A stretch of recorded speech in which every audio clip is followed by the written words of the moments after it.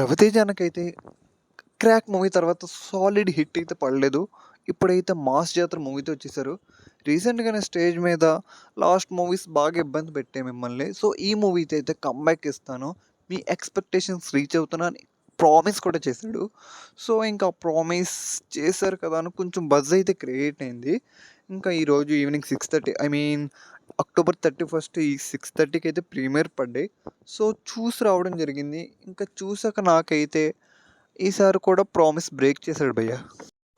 ఇంకా మూవీ చూస్తున్నంత సేపు కూడా ఏదో కొత్త ఎలిమెంట్స్ చూస్తున్నామన్న థాట్ ఏం రాదు. అంత రొటీన్ ఉంటది. స్టార్టింగ్ టు ఎండింగ్ అదే స్టోరీ లైన్, అదే విలన్ని అటాక్ చేయడం సేమ్ అలాంటివే 'రవితేజ' మూవీస్‌లోనున్నాయి. సో, దాన్నే తిప్పి తిప్పి కొట్టారు. ఈ మూవీకి మెయిన్ డ్రాబ్యాక్ వచ్చేసి స్టోరీ. ఈవెన్ కొన్ని స్టోరీస్ రొటీన్ ఉన్నా సరే, ఆ తీసే విధానం అనేది చాలా సాలిడ్ ఉంటది. బట్ ఇక్కడైతే అది మిస్ అయింది కంప్లీట్‌గా. ఇంకా మూవీని ఏదన్నా కాపాడిందంటే అది కంప్లీట్‌గా మ్యూజిక్.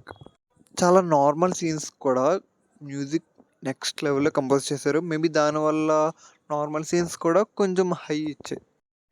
ఇంకా మూవీలో బెస్ట్ పార్ట్ ఏమన్నా ఉందంటే 'రవితేజ' అన్న పర్ఫార్మెన్స్. ఆయనైతే బెస్ట్ అంటే బెస్ట్ ఇచ్చారు.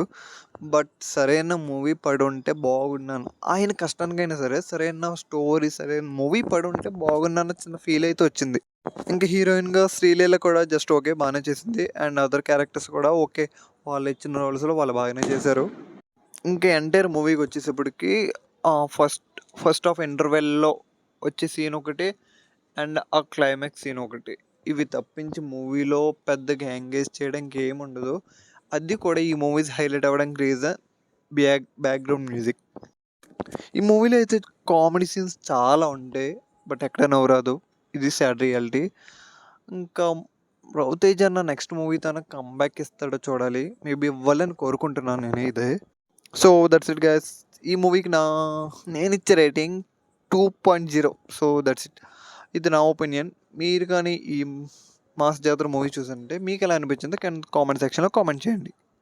For more movie updates and movie reviews please follow movie love.